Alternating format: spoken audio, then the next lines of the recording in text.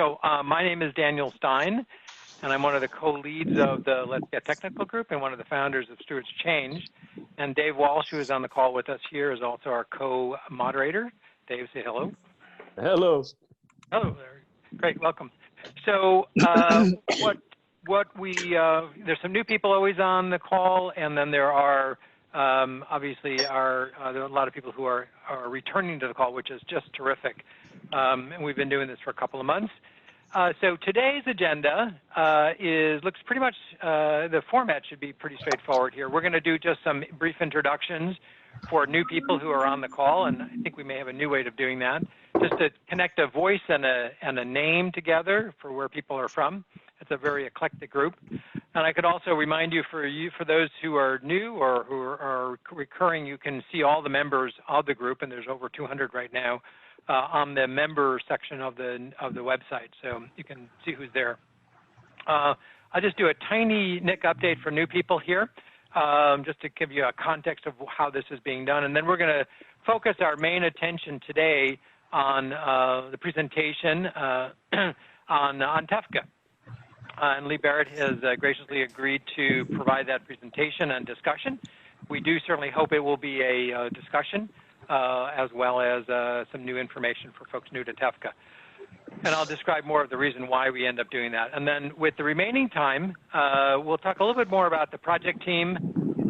We do have a project team right now in place on person management. And also we'll look at our plans for a monthly calendar of topics. Daniel, I apologize. Yeah. Is that you or somebody else? No, I think somebody else is maybe outdoors. So if you can on mute, please. Yeah, if you can mute yourself, that'd be fantastic. Okay, sorry, interruption. And yeah, great. Whoever did that was fantastic. So welcome everybody to the group here. And if you're on the controls, if you go to manage participants and click on that, you'll see a list of everybody who is on the call with us today. And we've had a little bit of challenge on trying to go through this introductions briefly, but I think this may be a way. If you open that up, if you're on screen, and click Manage Participants and then just open that up, you'll see a list of people. I think we'll all be seeing the same list of people.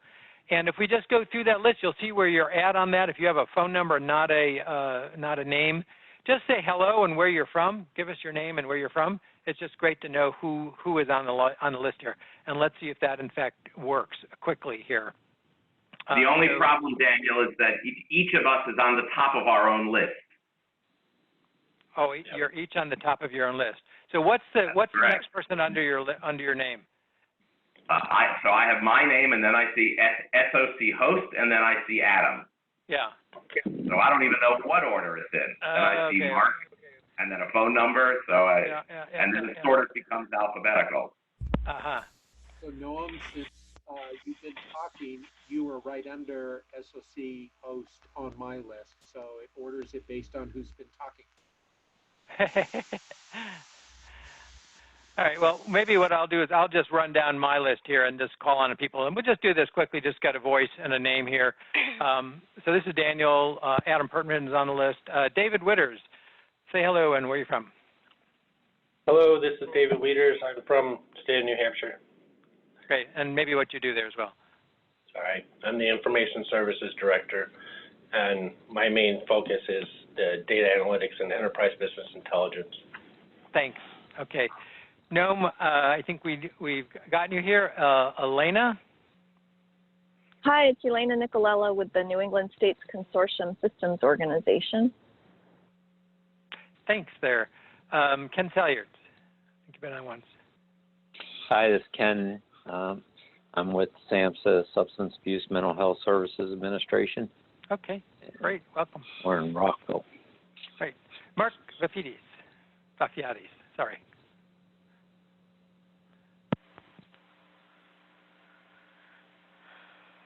We might be on mute there. Okay, we have a 801 area code. Oh, sorry, Daniel. Mark Vafiadis, Office of the National Coordinator for Health IT. Excellent. Great. Glad I know you got a lot of stuff going over there, so I'm glad you're able to join us today. I'm seeing an 801-362 number. Anybody? Yeah, that's Richard Dick, and I'm working with Marcel Lee and EP3. Fantastic. Welcome, Richard.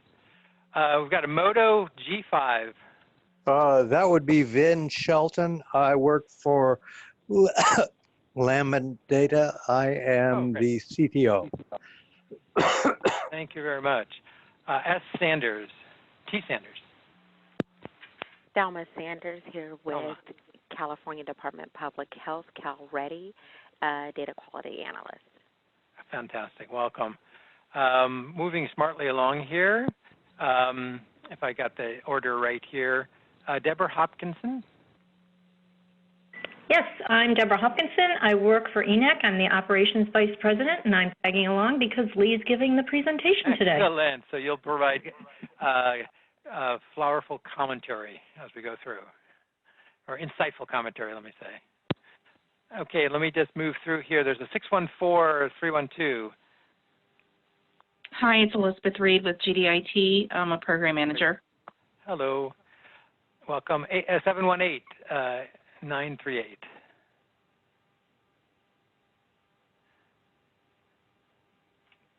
Okay, moving right along to an 801. Oh, 360. We already have that. 860-516.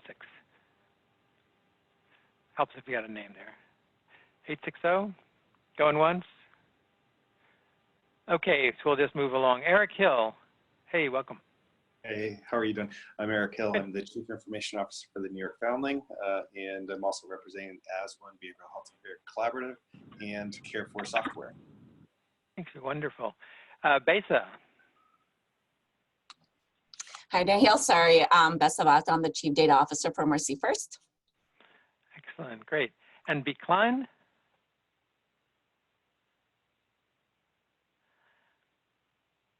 Okay, a little shy. Ed Blatt, welcome.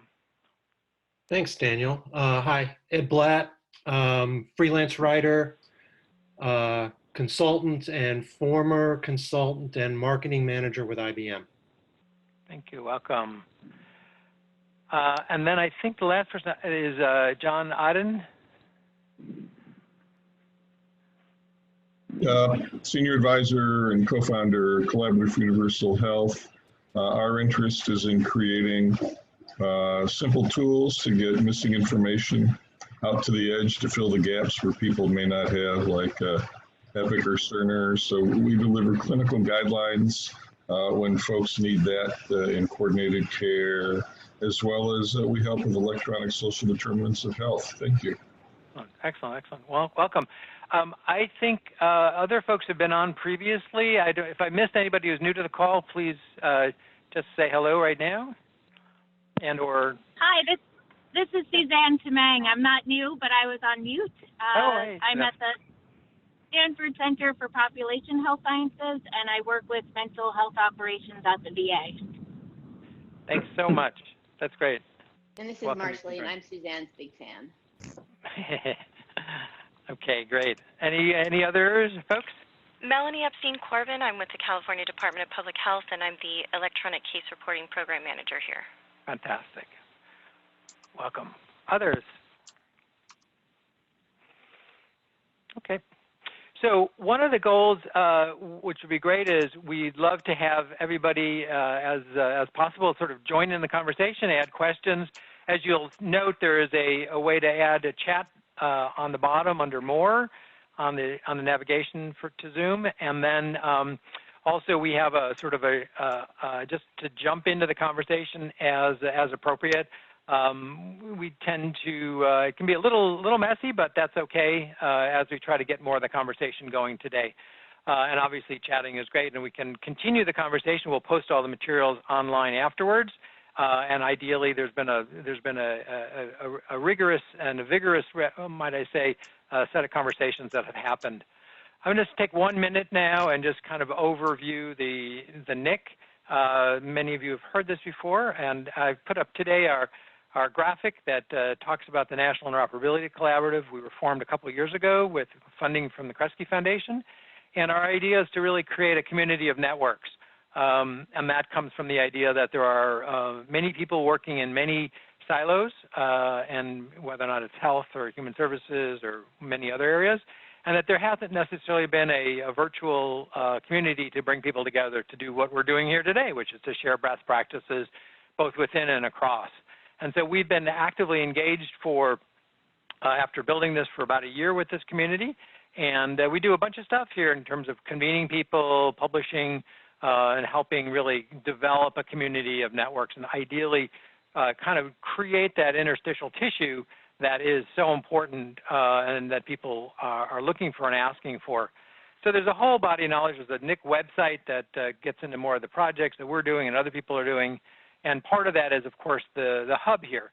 And so what we've done is we've built a virtual hub and have been continuing to improve on it over the past year. The basis for the NIC really comes from really comes from the idea. Oops, let me go up one. Sorry, that from work we had done with HIMSS a while ago, which was looking at interoperability in various domains, as HIMSS was looking at it from a healthcare perspective. One of the things we discovered was this idea that many of these domains, and what you see on the screen in front of you, social and human services, health information technology, public health, education, public safety, emergency medical services, we recognize these are kind of a generalization of domains, and there's been advocates wanting to break out many of the other pieces of them, and we certainly are willing and interested to do that. But in a way to sort of conceptualize what's going on within the various domains, that we start to look across them, because each of them are dealing with technologies, confidentiality, policies, funding, all sorts of things, but there's been little sort of communication across those domains. And what we're finding, especially in terms of like today's conversation around TEFCA, is what's the implication for something as dominant and so profound as this whole way of thinking about data interoperability that might affect, or will certainly affect to some degree, other domains. So what we did, we wrote that up in a report that is clickable on the right side. You'll see that report there. That's on the website, and also this, you can click through to it from this presentation. And so what we want to do, and what we've started to do, is to really start to dive into some of these domains a little more specifically. In terms of the hub, we've gotten very good engagement. There's about 800 members. There's been a lot of consumption, almost 80,000 page views. People come, they spend time looking at multiple pages, and there are a lot of visits and a lot of resources. So we're excited about that, and we're also excited about creating the groups to be able to provide more subject matter content. Now, before I introduce Lee here, I want to just ask if there's any immediate questions that come to mind or suggestions of thoughts. Great. So one of the things we've been doing is, as I just said, we've been, as we think about the 6 domains, we think that we know that within each of those domains, there are really some driving, some key change drivers that are going on, whether or not it's TEFCA in the healthcare environment, or whether or not it's the Families First in the child welfare environment, or other different domains in education, and there's significant things going that way. And so we thought, as we're trying to create this kind of national interoperability community that is understanding and respectful of the other domains, is that we begin to share some of those really dominant kinds of development. And we felt that TEFCA being one of those, especially with the recent announcements and the momentum that's growing on that. So this is one of a series that we'll be holding over the next couple of months on these different topics. And I would like to now welcome Lee Barrett, who is the Executive Director of ENAC. And you can find his bio both online and on the links to the site here. And I want to thank Lee very much for taking the time with relatively short notice to address this group. We hope that this is informative and educational, and that there's plenty of opportunity for conversation. This is, as I said, I'll just reiterate, this is being recorded, and we will post the presentation and the slides on the site. And again, hope that we have your participation as we go through today. So with that, Lee, welcome.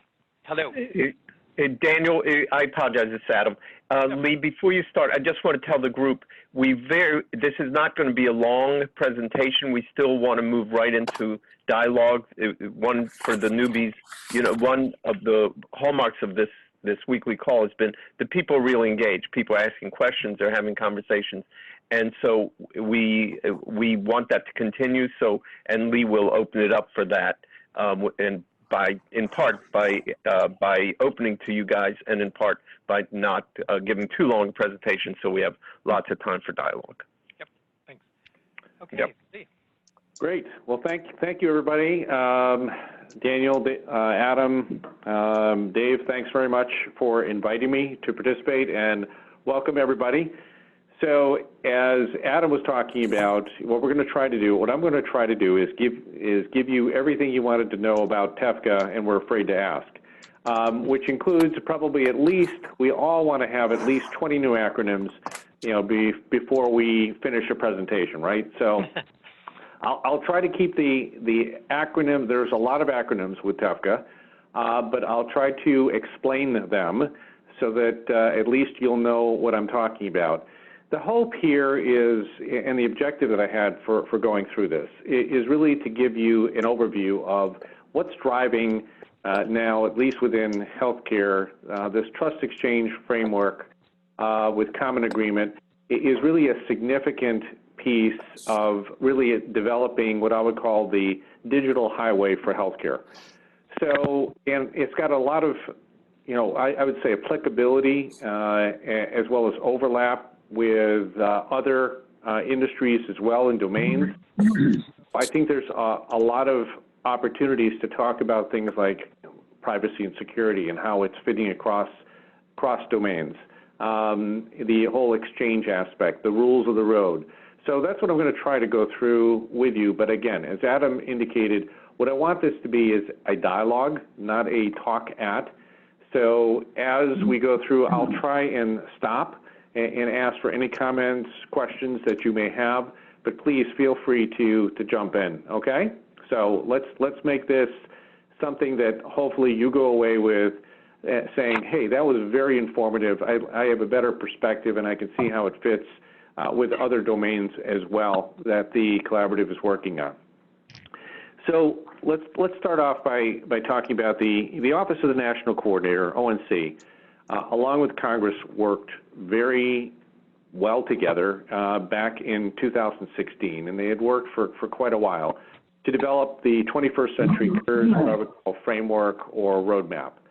And if you look at this, it basically what it set out was to develop a trusted exchange framework, including this common agreement. And the issue on the common agreement is really about trying to minimize, and I'm not going to use the word eliminate, but minimize the number of different agreements that organizations need to have with each other for the exchange of data. So by setting out a framework and kind of a specific objective to create a common agreement, that will certainly reduce the number of agreements that are necessary between these various organizations and reduce legal costs, et cetera. Also, it sets out kind of the rules of the road. That's what 21st Century is trying to do, so that we've got a set of standards, a set of rules on how people are going to look to exchange data in the on and off ramps and how people need to get on and off. And this common agreement, as I talked about, really sets up kind of the governance structure for doing so, and specifically in relation to what are called health information networks, or HINs. Across the country that we're looking to set up this. So if you look at TEFCA, the Trust Exchange Framework with Common Agreement, a couple things occurred. Back in January of 2018, a first draft was disseminated by the Office of the National Coordinator, or ONC. So that first draft asked for and started to set out kind of a guideline for what they were looking for as far as a vision for this trust exchange framework. They asked for a lot of comments from the industry, and they got it. And so at that point, organizations were, again, after they provided comments, they were waiting to see, is ONC going to develop a second draft to account all of these various comments that are made by the industry, and in fact they did.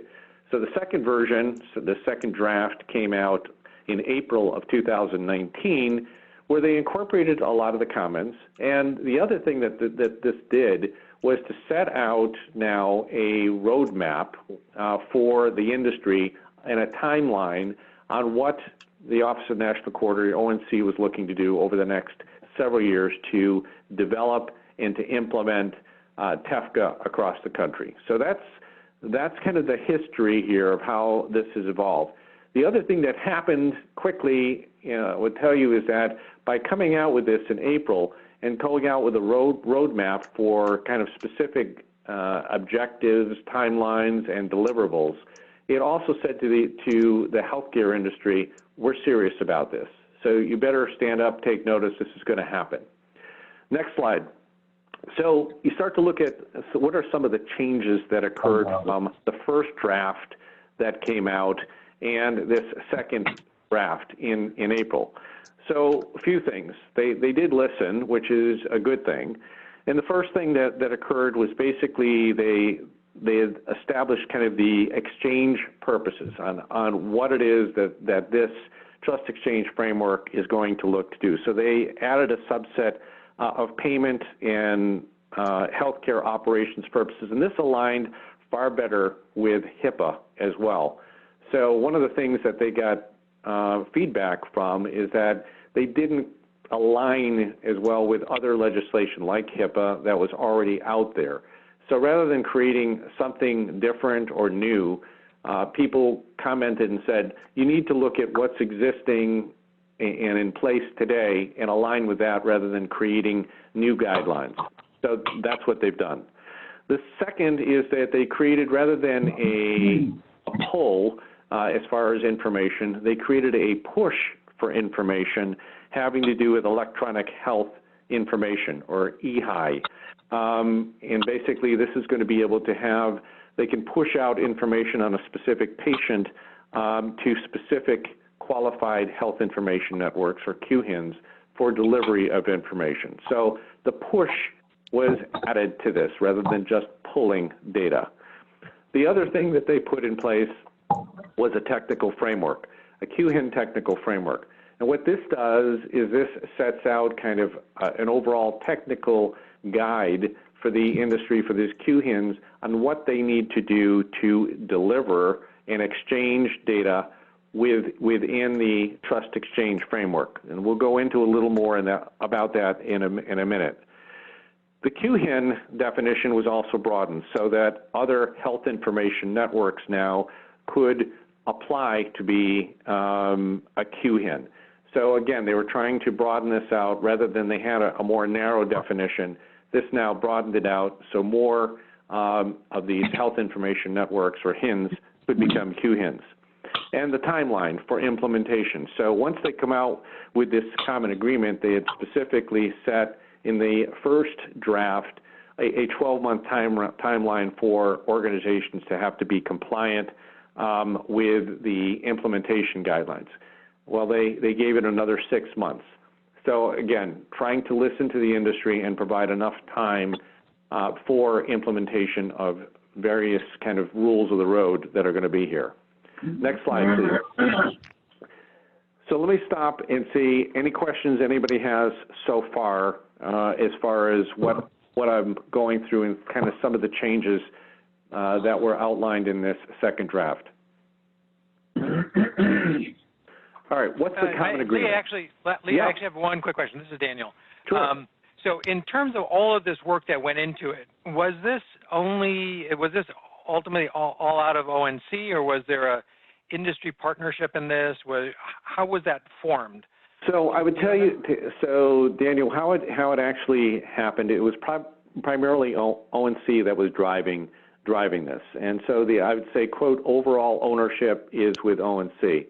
But what I would tell you is that they had set up, and they really spent a significant amount of time in outreaching along with education, awareness, with a lot of various, I would say, major provider, health plan, hospital networks, as they were going through this, everything from 2016 to now, there's been a big push, as probably all of you know, around electronic health records and electronic health record information systems, et cetera. Right.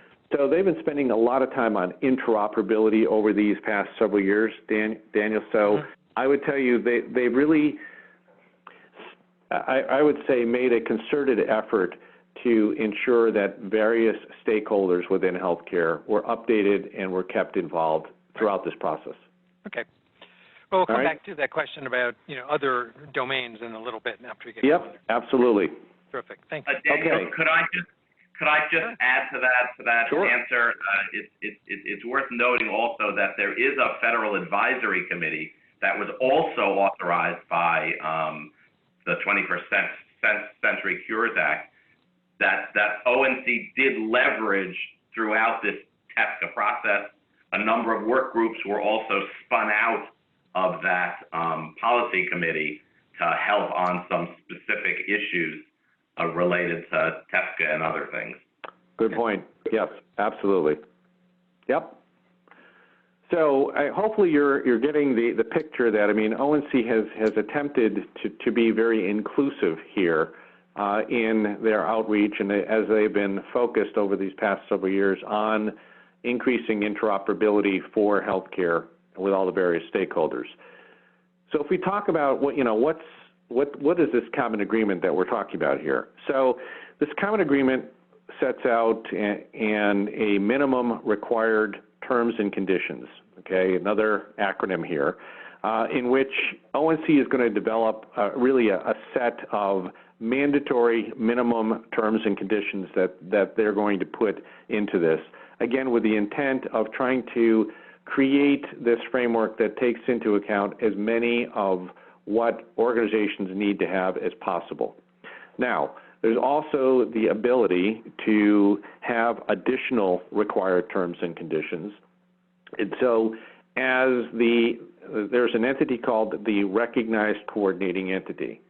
So the RCE that's outlined in TEFCA is really going to be the private sector entity working in collaboration with ONC to provide the oversight and governance for the implementation of the digital highway. So this RCE, and in fact what they were doing, the RCE kind of going back for a second, giving you some other perspective. The RCE is outlined basically what they, back in April, they said, hey, we're going to go out, ONC said, we're going to go out and we're going to solicit the industry as far as who wants to submit an application to become and be designated as this RCE. So they did that. In June, they went out with that request to the industry. And what they indicated, ONC indicated, is that they would designate the RCE by the August-September timeframe. Well, they just did that this week. And so the RCE that is in fact designated is the Sequoia project. So Sequoia now will have the opportunity as the RCE to work closely with ONC to develop any additional required terms with the industry that are going to be included in this common agreement as it looks to be developed. And what they'll do is, in working with ONC will have final approval on what these additional requirements will be, but this will look to comprise the common agreement that will go out they're looking at a 2020 timeframe for drafting. Then this common agreement as well also will include and be referencing the technical framework, the QHIN technical framework, which again will provide the functional and technical requirements for data exchange between the QHINs. So all of this is really, all of these components therefore are going to make up and comprise this common agreement, which should hopefully reduce the number of I would say, different agreements that are going to be necessary between for exchanging data between these various QHINs. So that's the objective of all of this. Any questions anybody has that I can look to help as far as understanding what's in this common agreement and why it's important to do so? Okay. So again, let me just interject here. One, I just want to mention that Sequoia was actually and is one of the original members of the National Interoperability Collaborative. So Marianne Yeager has been involved previously, and we've had a number of conversations around it.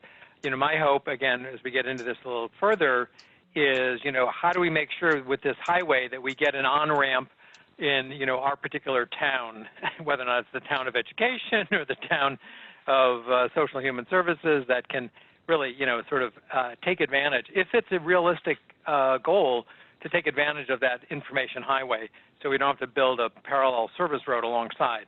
I think that's going to be critical, and I think all of the domains here that the organization is involved with hopefully will in fact have an on-ramp into one of these QHINs, because I think a lot of the data, whether you're talking about public health, certainly the public safety, I think all of these have got specific needs that and data that's going to be part of this. So I think that's going to be very important. And Marianne, I know I've worked with her for many years and collaborated with her. She is very open to getting feedback from the industry. She is a collaborator for sure, and I think the fact that she's been involved with this collaboration, as you indicated, is kind of her commitment to being able to work with the industry and listening to what the industry has to say. Yep. This is Richard. This is Richard Dick. Yeah, Richard. I didn't introduce myself very much, but I'm been in medical informatics for a number of years, and been at the National Academy of Sciences, Institute of Medicine. I wrote the book that and led the study that launched the electronic health record industry. I've been in and around HIPAA for more years than I want to admit. You and me both, Richard. There are more than 17,000 unique HIPAA forms in circulation today.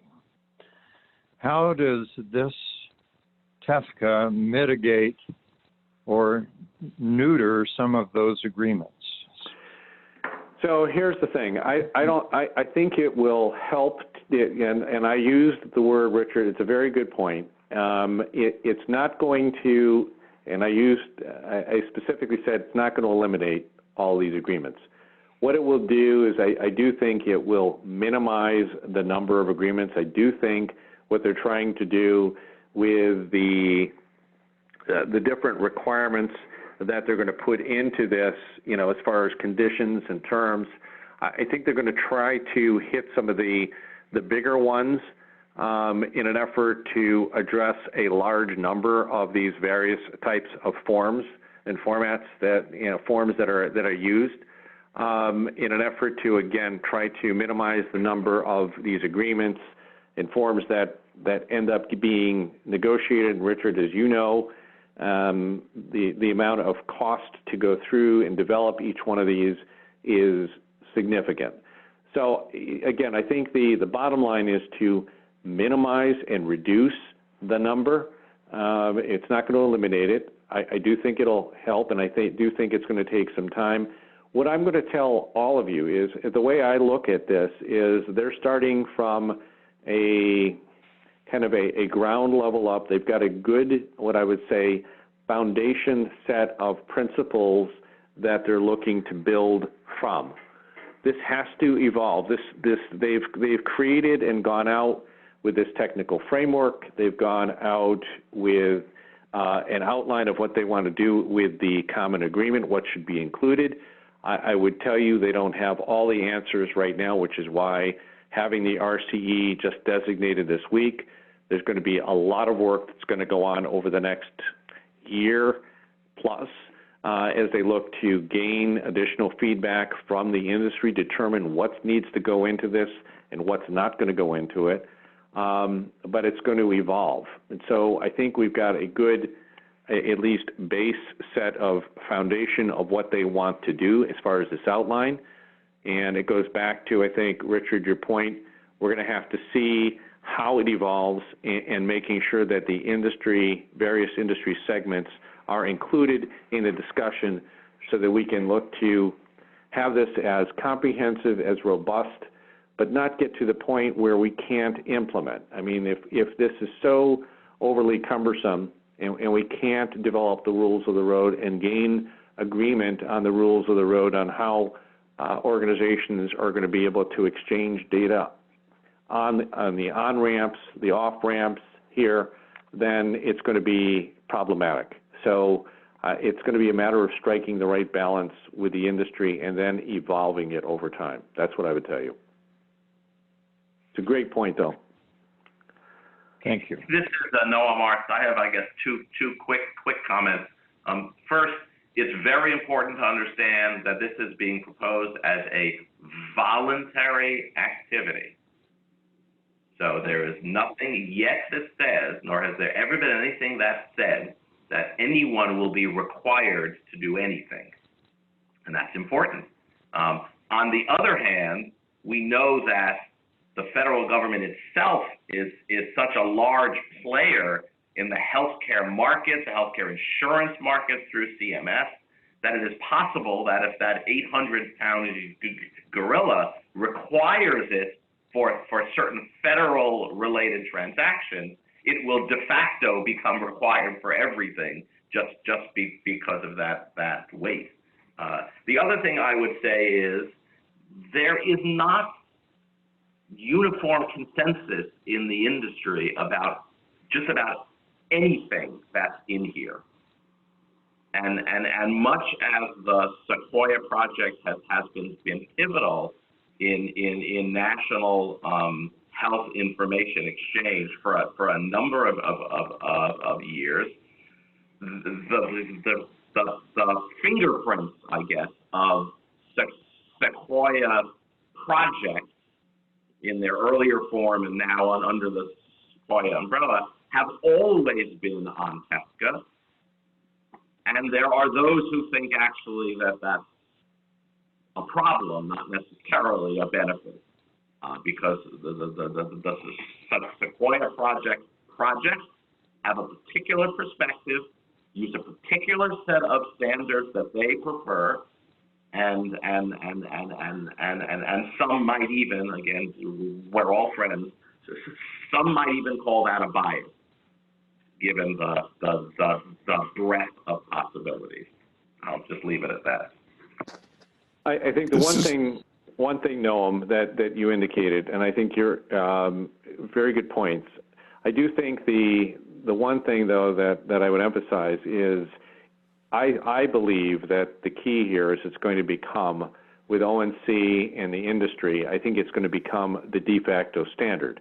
It may not be, quote, mandated, but I think as organizations are looking at this, and it becomes a de facto standard for exchange of data, and as I get to a scenario on how some of this could work from the exchange side, I think we're going to see a lot of organizations that are going to want to participate in it. But again, I think it's a good point that you made, that it's not, quote, mandated at this point. This is John Odden. I think Noam's comment is very wise. And another thing that I know isn't on the agenda is the reality that many of the large health systems I know elect to trust none of that. And then they go out and purchase a competent commercial framework and deploy it to their liking. And that's where most of the real activity happens. And, my hope behind what we're discussing today is that it becomes so competent and so efficient that it beats the bias of the larger health systems to say, oh, I don't trust that, I'm going to do my own. When what we all do together can become so crisp and so efficient that it beats the bias of the larger systems to create their own world then we'll have crossed, to me, the real invisible milestone that makes this all worthwhile and worth the hard work. Thank you. Yep, good point. Appreciate that, John. This is Tom Sylvius. The one thing that you're going to need, just from experience, to beat the bias as you talk about, and with the HIPAA forms and everything that we've just been talking about, is that there's not a tremendous amount of case law yet around liability for trusting these things, and you're going to need that before you can break that bias. I think that's true. I think it's another very good point. There isn't at this point the case law. It's going to take time for that to evolve. Yep. Do you need to meet about anything? Do you want to? Great comments. So on the technical framework, let me just. But one way or another. Go ahead, take photos. I was just a little bit of background noise here, guys. Yes, I also need lunch. I mean, I saw sandwiches in there. I'm trying to find out who is it that's talking. I'm gonna lurk behind you.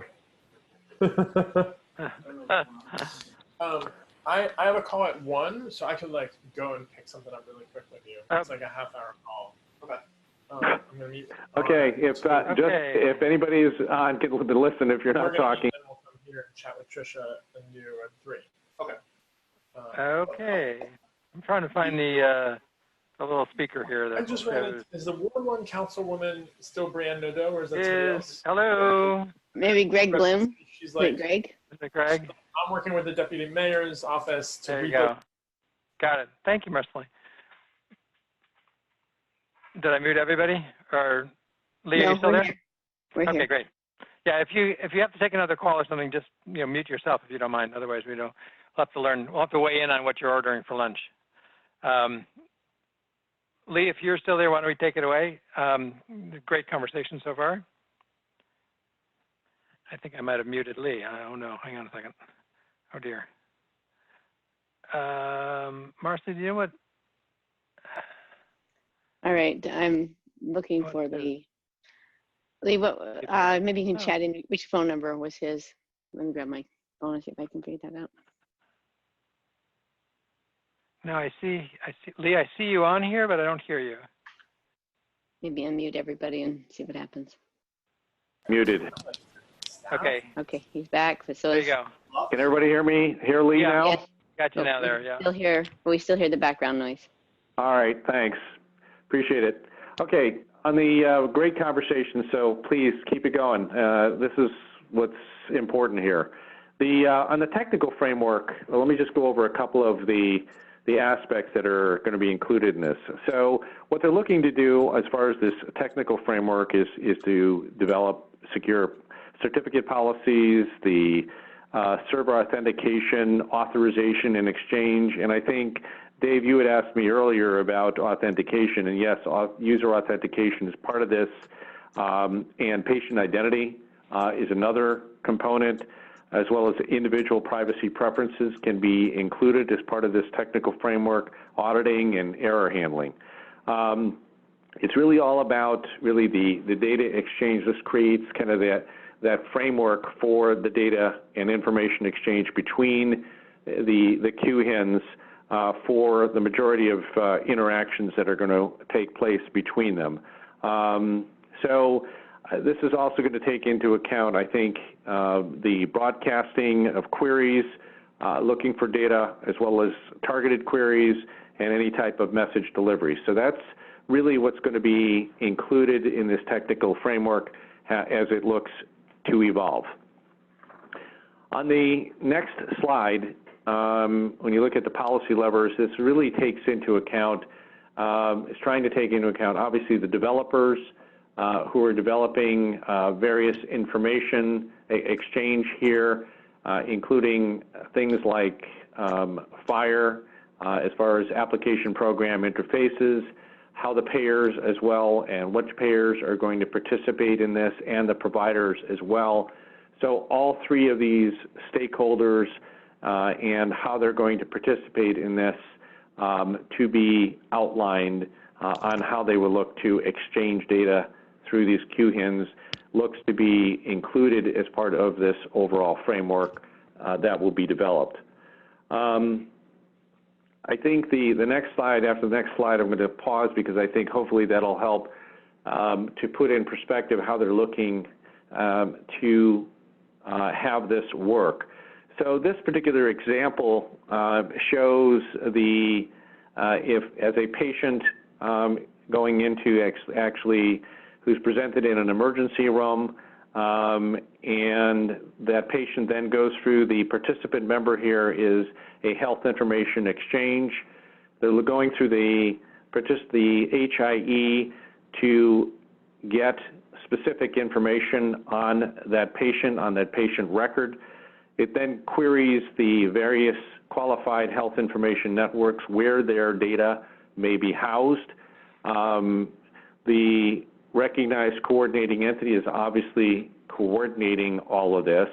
And so then the data is developed on the EHR for that patient, goes back through to the HIE and to the emergency room to then assemble that electronic health record on that patient so that, again, the attending physician can start to commence treatment very quickly, understanding all the various implications having to do with that patient. So the intent is to be able to obviously get at this information through the various stakeholders that are participating in the exchange and the highway, and this is the digital highway here and the various exchange points. So you're looking at privacy and security across all these various exchange points and being able to assemble that data very quickly on, say, Lee Barrett as a patient, so that attending physician can start treatment that much quicker. And so hopefully issues of mortality are also reduced because they have that information that much faster on the patient to be able to, as I said, start treatment. So let me stop and see if people understand. And so you've got the various on and off ramps on this for entities to be able to be part of the exchange continuum. Questions, thoughts?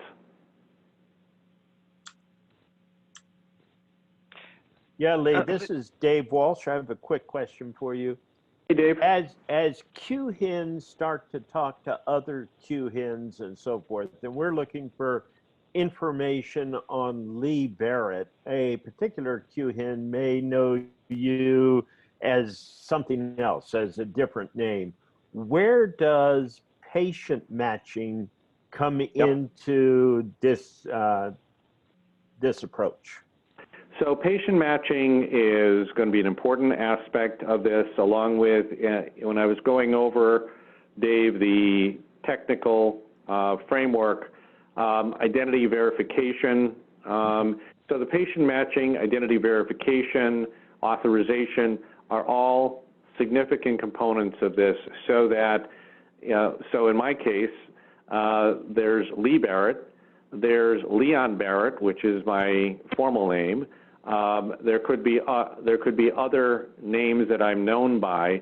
There's going to have to be a whole set of patient matching and identity verification capabilities built into this, such that all my nicknames, how I may be associated in various databases across these Q-hins and also health information exchanges and others, that's going to have to take place in here to be able to know that Lee Barrett or Leon Barrett, any and all are going to be able to assemble as far as the patient matching side of this and the identity verification. So that is no easy task, Dave, as you are indicating. And so that's a big piece that needs to be part of this. Now, there's some good technology that's out there, as many of you are probably aware, on patient matching and identity verification. We're going to need to leverage what a lot of entities or organizations are doing as far as standards out there today, whether or not it's Safe Biopharma, now Safe Identity. Cantera is another one that has some standards around identity verification. There's a variety of organizations that have done some great work. So I think what we're going to have to do is get some of these organizations are going to need to be involved. I know that certainly CMS has been doing some good work here as well. All of this needs to be taken into consideration as we look to develop this overall framework. So Dave, good question, but that's what all of those aspects are going to have to be part and parcel of how this looks to get implemented in an effort to make sure that we're getting the right Lee Barrett, the right James Smith, as far as we're assembling, as this exchange is assembling all of the electronic health record on all these people. Thank you. All right. This is Noam. To answer that slightly differently, I would say that TEFCA, the document, recognize the issue, but are actually very light and in many ways unsophisticated in addressing them at all. So everything that was just said is true, but TEFCA itself really just doesn't get us really any further than we are now, I think, on the issue of patient matching. Doesn't mean it won't, but if you just read the documents as they exist now, they really don't get us further than we are now. No, I would totally agree with you. And as I was trying to indicate all the way through this, they've set out kind of a very high-level framework of how this is going to evolve today. There's a lot of work that's got to be done over the next, I would say, couple of years as part of this, and that includes things like patient matching and identity verification and authentication, et cetera. All of that is going to have to be brought into play. They've set out at least as I said, a framework, and that's in an outline of what they want to do. Not a lot of depth in a lot of these areas at this point. Right. The other thing that's worth mentioning is that all of this is in the context of a separate set of federal rulemaking regarding EHRs, providers, technology providers, that falls under the rubric of information blocking. And this is another requirement in 21st Century Cures Act that requires that ONC prevent unfair blocking of health information from sort of moving around the ecosystem. It's very complicated. It's separate from TEFCA, but all intertwined. There's a whole separate meeting about that, but you can't really look at one without looking at the other, even though technically they're separate. Right. I would agree. Good point, Noam. All right. Hey, Daniel, I just wanted to, from a time standpoint, how long did you want me to go on going through some other pieces here? Well, I know that there's a lot of information, and I think we can spend another 10 or 15 minutes or so, and then sort of focus on some of the other pieces of business we need to do. But this is really helpful. And I know there's a lot of slides, and we may need to bring you back. I'm obviously not going to go through all the slides. The issue is everybody has the slides, which will give you a good context, and you can go through at your leisure. Right. But at least going through some of this, we'll hit some of the highlights. Okay? Sure. And so I think the point that I know from some of the comments, also from the participants here, is so within the, and maybe this is the right or not the right time to kind of dive into the sort of the non-healthcare, because this is certainly a big enough task within the healthcare world to try to figure out this framework. We keep coming back to the idea of how does non-healthcare, non-strictly clinical care sort of play in this? Is it, underneath your patient boxes, there are sort of client and customer boxes, so to speak, to differentiate the lexicon, and do they just add into this, or is it still way too early for anybody sort of contemplating how this is going to go outside of the healthcare field? Okay. All right. So let's go on to, as far as the exchange purposes, I mean, again, having to go back to the whole aspect here of the minimum required terms and conditions. Some of the exchange purposes range from the whole payment side. Remember, I was mentioning that they're trying to align far better with HIPAA in relation to the aspects of HIPAA, especially around treatment, payment, and operation. And so they've done that with the operations, treatment, public health, and again, this is where it starts to intersect with some of the domains for this collaborative as well, benefits determination and individual access. So these are some of the key exchange areas that they're looking to include under the framework here. So as we go on to kind of the QHIN exchange responsibilities, next slide, Dave. What we could talk about here is basically the QHINs are going to have the responsibility for initiating, a query.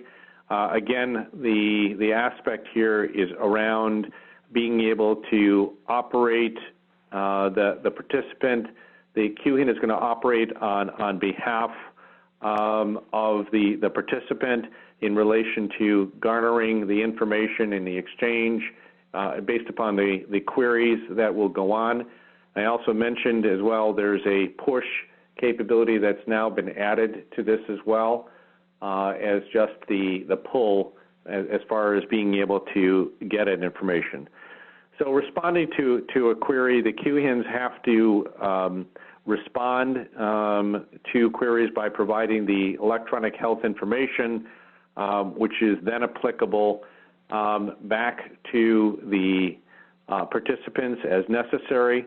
And so it's all in really relation to providing and being compliant with the minimum necessary requirements, which are really part of that of HIPAA as well. So there's been a very significant alignment that's gone on as far as what the exchange responsibilities will be with HIPAA as well. So again, they listened to what the industry was saying back from when the first draft came out, in which people were basically coming back to ONC and saying, listen, you don't want to create something completely different here when HIPAA already has a lot of these guidelines already and already outlined.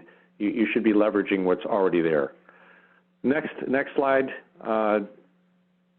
Daniel. So as we talk about kind of individual choice, again, the key on individual choice was in respect to an individual's exercising of meaningful choice by requesting that the electronic health information not be used or disclosed by the QHIN. So this goes back to the whole aspect on providing a consent-based capability. And so they're trying to provide as much opportunity and options for individuals to be able to make these decisions as far as how their information will be disclosed, exchanged, et cetera. And so there's a whole set of how individuals and guidelines on how individuals will be able to exercise their rights. Some of this may be required in writing as well. Very similar to, again, they're trying to align a lot of this with HIPAA, as many of you know. And Richard, I think as you were talking about, there are a lot of different forms that, and patients have a lot of rights now as far as HIPAA, and there are various forms that are in place for patients to ask for how their information can be disclosed and exchanged as far as HIPAA. So they're trying to, again, leverage a lot of that within this framework as well, so which I think is a very, very important aspect. Yeah. Any Lee, comments that anybody has? Yes. Do you know if there's been any discussion of any of the other privacy regulations, like relating to 42 CFR on the substance abuse, mental health? I know they're trying to leverage. I know they're trying to leverage as much as possible 42 CFR, as well as other aspects of privacy and security. Again, they don't want to run amok from any of existing regs that are out there, and I think they want to leverage as much as they possibly can. This goes back to, I think, the point that coming up with this initial draft framework, there's a lot that's got to be due as far as alignment with various standards and various best practices and other guidelines that are in the industry today. So, and 42 CFR is one such example of that. Yep. Ken, are you still on with us? Ken Salyers from SAMHSA? I think I am. Yeah, so Ken, I don't know if you're in this conversation as well, but it almost makes sense to me that there should be like footnotes along the way, right, or little crumbs that says, here's the work on 42 CFR, or Marcelly, here's the work on, on FERPA that's dealing with, with educational requirements, just to remind people that, because we get so tied up in HIPAA always, and that there's other, sort of obviously other confidentiality and privacy frameworks that are really important here. Ken, I don't know if you've been involved or SAMHSA, integrated into this ONC work at all with the, the work you've been doing and leading around 42. So the ONC had a federal-only task force, and I was part of that task force of all different federal agencies, and those things were brought up. Good. It's just a question of, the landscape continues to try and be changed. I mean, they just submitted an NPRM to make some changes to the 2017 rule in terms of terminology and so on. So things will always continue to evolve, but consent management's pretty well known. We've created an application that does Part 2 and state-related privacy regulations and stuff. So, and it can be easily expanded to include HIPAA authorizations and so on and so forth.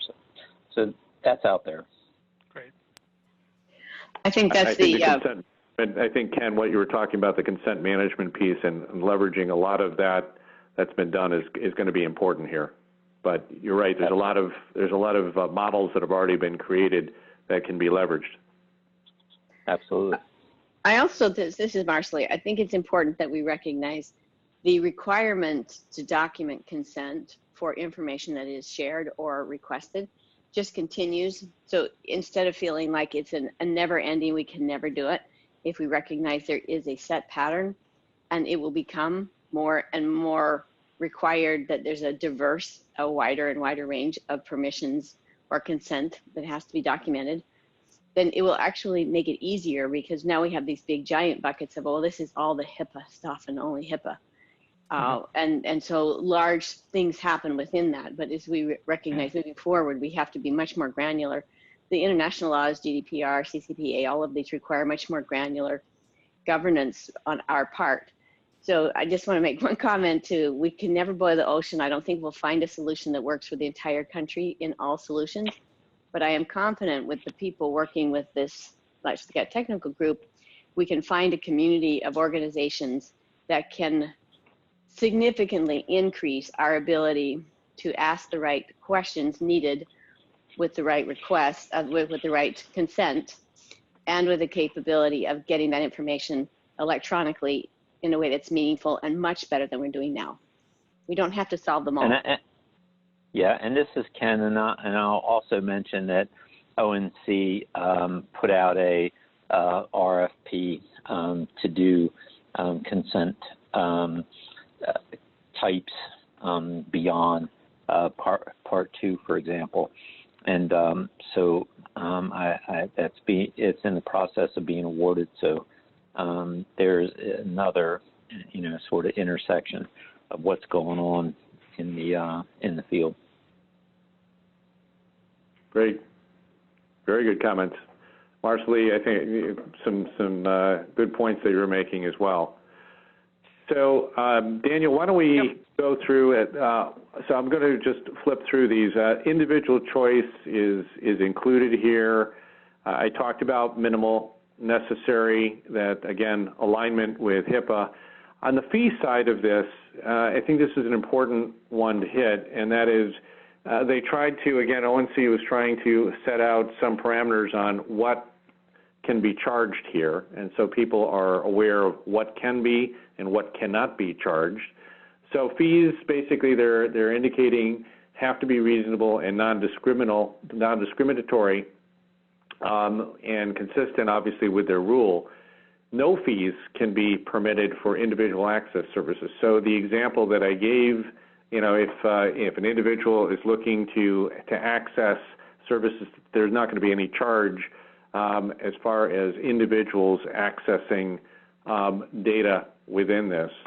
And then QHINs basically, again, can't impose fees as far as further disclosures or secondary uses of the electronic health information. So they, again, trying to set out some guardrails here for the industry so that this cannot be used as a significant opportunity for these entities to charge indiscriminately to make money, especially, and I like the fact that they, as far as individuals, they're not going to charge fees. There can't be any fees for individuals to access services. So I think, again, I think it's a good, at least start here on how this is going to look to continue to evolve as far as how can some of the fee infrastructure is going to be put in place. All right? Thanks. Just in terms of time here, are there, I can kind of, maybe just a few comments, because I do want to turn to the other subject for a couple minutes here. So are there other particular slides you want to leave us with to just call attention to here? I think just the one on the timeline, actually two. So if you go to the kind of the next one on the timeline, as you can see here on the timeline, we went through, they went out with this second draft. They've now awarded the RCE, which was the August-September, so they're hitting their benchmarks. And then they're looking at 2020 to have a draft one released for public comment. And so that's going to be the next item that organizations are going to look to work on. And then with the intent of creating the first version for the common agreement in 2020 or 2021, depending upon how it evolves. So that's the timeline here. The only other thing I'm going to mention, Daniel, if you go to the slide on the trusted network, this kind of gives the important changes so you can see it. So just, I'm going to leave you with one other item, and that is what we did, what ENAC did about a year ago, is we put together a collaboration with about 30 healthcare organizations to start development of what's called the Trusted Network Accreditation Program. What this accreditation program is doing is aligning with 21st Century Cures and with TEFCA. It includes and focuses on assuring that organizations that are going to go through this accreditation process have the appropriate privacy and security infrastructure in place, that they can demonstrate interoperability, which is another precept of what they're trying to do here, as well as to look at aspects of new and emerging technologies such as blockchain, making sure that organizations are, in fact, adhering to the whole precept that's coming out on information blocking as well, and not to be doing that. So this accreditation program is out for public comment right now, and it's a 60-day public comment process. There are 6 organizations that are going through a beta process. All of this is going to be really part and parcel of really the implementation. We're going to be working with the recognized coordinating entity and all the various stakeholders here to try to create a as part of kind of the rules of the road, a licensure entity for those organizations that want to participate. So we can look to assure the level of stakeholder trust that organizations are looking for here. So that kind of gives you an overall on TEFCA, what some of the industry initiatives that are going on, and some great dialogue that we've had here. Daniel? Thank you so much there, Lee, for taking the time to do this. I know it's a huge subject, and we had a limited amount of time here. So I want to thank you for your contribution and your presentation. As we said, we'll be posting this onto the NIC site. There are opportunities if people want to make comments or ask questions. I hope that you'll also kind of keep us appraised, and we may ask you to come back and participate, especially as this group gets moving more on some of the particular projects we've been involved with there. Be more than happy to do so. That's great. Before we turn, I guess the point I've made a couple times now is, when and how do we make sure that the other domains are integrated into this? And that's a conversation that I think maybe we'll hopefully have. Maybe we can get Marianne on the, and Sequoia involved, or some of the other ONC partners to make sure we get that in front of people so we don't lose that. But I just wanted, before we turn to the sort of the next topic, briefly, is there any other suggestions or ideas, questions around that? I know there's been a number of comments in that area. This is Larry Zran with Clinical Informatics. I have a question for Lee.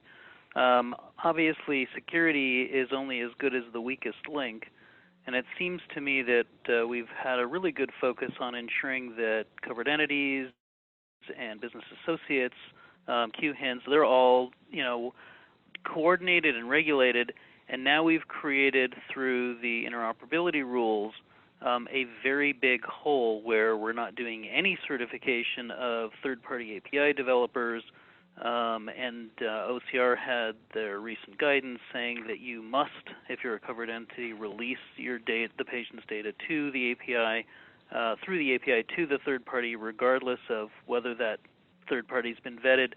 Do you see that as a problem?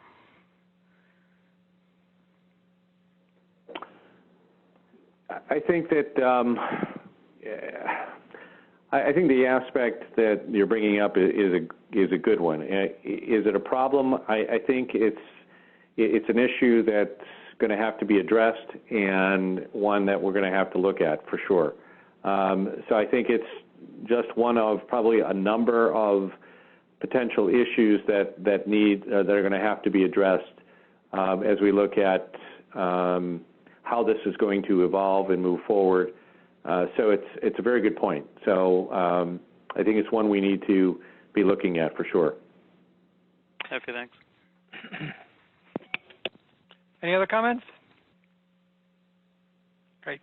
Well, as I said, let's make sure that we, for people who have questions or comments or recommendations, let's post those, and ideally we can sort of aggregate those things as we go forward.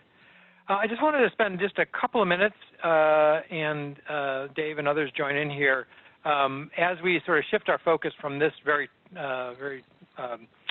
substantive conversation to what other kinds of things do we want to bring into the NIC conversation here.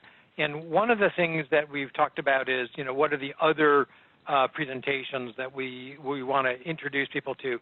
I know for me, from a social and human services perspective, this is really important and great stuff. I don't pretend to fully understand it, but I know that now it's in our universe. So we proposed next week actually to talk some more about education and some of the key standards and drivers in education. And I think we'll go through some of the other ones: social and human services, criminal justice, public safety.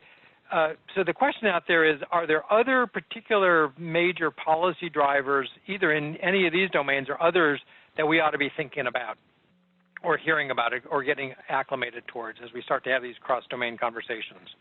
Are these the right ones, or are there other things that should be thought about? Don't all jump at once. Well, I think that, oh, sorry, go ahead. Oh, go ahead. Oh, I was just going to say that I think that with the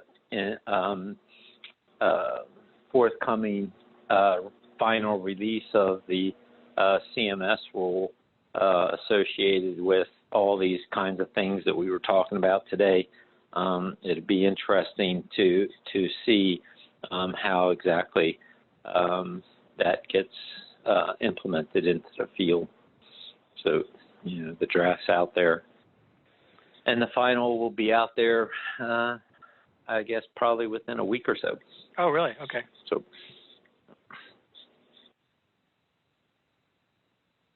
others? Okay. Well, it seems again that this orientation would be helpful. I'm hoping that you'll agree with me on that. And as we begin to show different facets of the interoperability question writ large, that we begin to develop more of a broader perspective on what's driving these other factors and these other domains. One of the other things we talked about was some other sort of presentations as we look forward over the next couple of months, because we want to set up a calendar and give people more lead time in terms of some of these things that we're going to be doing. There's a couple of topics that have come up that we're in the process of thinking about scheduling, and one of them is Dave Walsh's presentation with a group of folks, a group of partners that was presented at MESC on the application of FHIR within the opioid world. And I don't know if Dave, if you're going to be able to wrangle all of the partners to a succinct presentation, but you might want to just say a word about that. Yeah, sure. One of the things that we've done for the last 2 years in this group called the MIGHT Attack is put on a proof of concept demonstration at the Medicaid Enterprise Systems Conference. And the last 2 years have been based around something called OCP, the Omnibus Care Plan, and its successor open source initiative. But it gave us an opportunity to really look at FHIR and FHIR resources and so forth to bring together a plan of care for an opioid addicted individual. So I think what it did was give us a real opportunity to understand in more detail what could be accomplished and how with FHIR and so forth. And what I would like to do, and Adam, Daniel, and I announced this at the end of the MES conference, was a deeper collaboration with the Let's Get Technical group. And my hope is that we can leverage the activities that are coming out of healthcare into the human services space. So one of the things that I would like to do is give them presentation on what was accomplished, and then talk about some specific objectives where the human services space may be able to leverage the things that are coming out of healthcare. And I got a question. Ken Salyards was certainly key in that, as was Tom and Elizabeth, who were all on this call. Ken, I've got a question for you, and that is that we were talking about, or Lee was talking about, the technical framework and how it was still in the process of being formulated. It's pretty general at this point. I'm just wondering how you achieve interoperability in the end if you're not very, very specific about what is occurring between the two entities. Are you still on, Ken? Yeah, I'm here. So I'm not 100% sure of what your question is. And when you talk about interoperability between two entities, are you talking like between two providers or between two QHINs, or you know, what's the sort of focus of the question? It may be between any two entities. So with FHIR and Smart on FHIR and those things, it's very specific. And if you play by the rules, you can be interoperable. There's not a lot of ambiguity. if the QHIN technical framework is not specific, then how do we ever achieve interoperability? Yeah, so that's a really interesting question, especially since EHRs really, with the 2015 rules and certification criteria and so on, are still exchanging CDA documents, right? So to move them to FHIR, for example, as an API, may be easier said than done, depending on, but the bar is pretty low, right? It's just US CDI, which, is really not a heavy lift from a FHIR perspective, right? But over time, I think that what CMS's intent might be is to get everybody to move to FHIR so that there's sort of one infrastructure, if you will, a smart on FHIR infrastructure built around FHIR resources. And as such, it will more than facilitate being able to interoperate much easier than we do today. CDA, has some inherent problems, if you will, with presenting data and keeping data organized and so on and so forth. And then, the documents like a CCD tend to be very large, right? And like when the VA produces a CCD, it can be like 125 pages. So who's going to read all that stuff? Because they give you a longitudinal CCD from the year of the flood, right? And so these are all kinds of things. And FHIR in and of itself won't solve that problem, because you can create a FHIR bundle with as much crap in it as you get from a longitudinal CCD, right? So I think that things like what's the time frame that you would like your data from versus just get it all to me, may be something for us to think about in the future. Maybe they say all, but maybe they say, oh, I just want to see the last 3 months or 6 months or whatever, right? So you're going to have to, I think we're going to have interfaces that the client can use relatively easily to request their information, and then be able to specify, what is it they're really looking for. Because I can't imagine myself as somebody that's, has a long history of clinical information, probably most not accessible anymore electronically, but to get a 100-page or plus document with a bunch of data in it, and then you as the client are responsible for parsing it and understanding it and so on and so forth. I'm just not sure how that's going. Let me jump in here a second. So we're getting close to 1:30 here. This really reinforces this idea of having more conversation around FHIR and NEAM and other standards, which we spent a couple of sessions on already. So I think that'll be one of the things we're going to do, I think next week, is also kind of get more into what other sort of subgroups we want to develop. And there's been this concept of more like NEAM on FHIR and looking at the standards and how we can do that. I know there's a number of people who are very interested in this and have strong opinions about whether or not these things live together or not. So that's one thing.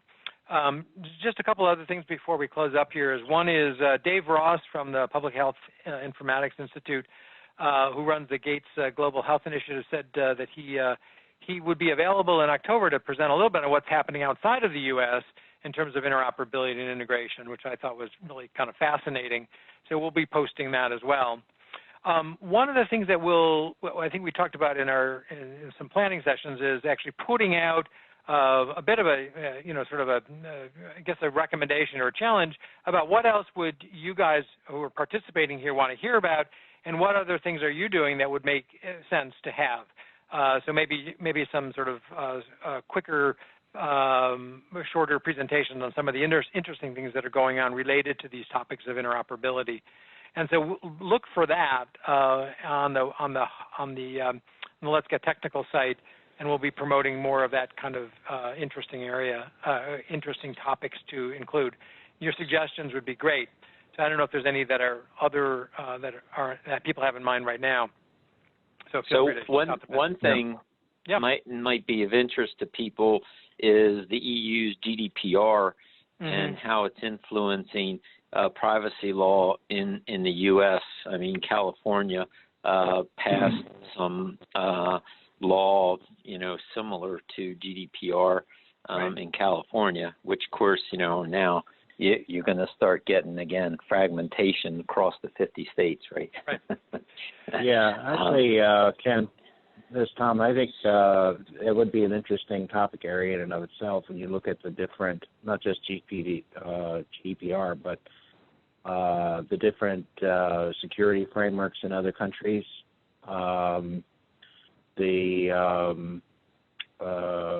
How Europe's framework is different from Australia, different from China, et cetera, both in terms of, what those implications are for people who exchange data internationally.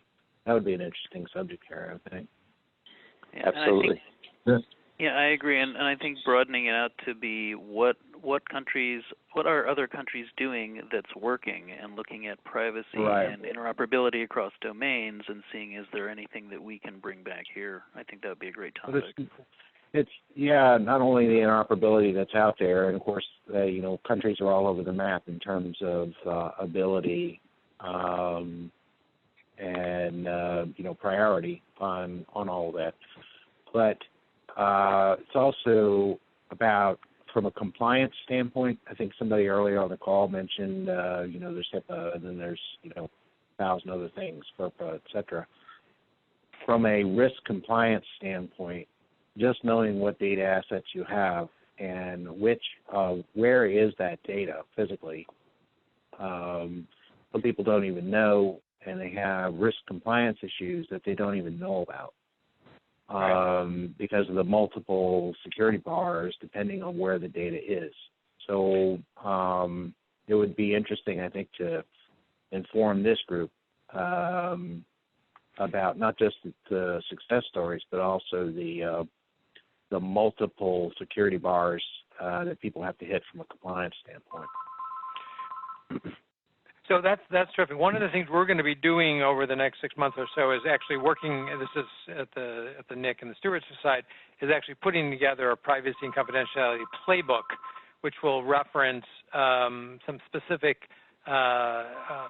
jurisdictions and some organizations doing the work, which will be interesting to look at, and I'll hear more about that. As you may know, there's a privacy and confidentiality group with a lot of resources there now. We're going to be augmenting that and looking for people's input. I think being able to reference what's coming from a technical perspective and also outside of the country will be really important relative to this. So This is Richard Dick. I just wanted to point out that I'd like to explain at some point a fairly different perspective on data. XML, for example, one of the great statements made in establishing XML was only when both sender and receiver of data have an agreed upon understanding of the data's meaning can they begin to do something useful with it. Right. The root of the problem is in the data. HL7 doesn't address it. FHIR doesn't address it. The issue is the ambiguity in the data. So HL7, for example, is a great tool. Let me interrupt just 1 second, because we are at time here, and I want to be respectful of people who have spent actually a considerable amount of time on the phone. That's an incredibly important topic, and certainly one that Marcely has been advocating for. So we certainly would love to get into that, and it sounds like an important discussion around data and data interoperability. So We'll double back with you on that one very soon. Thank you.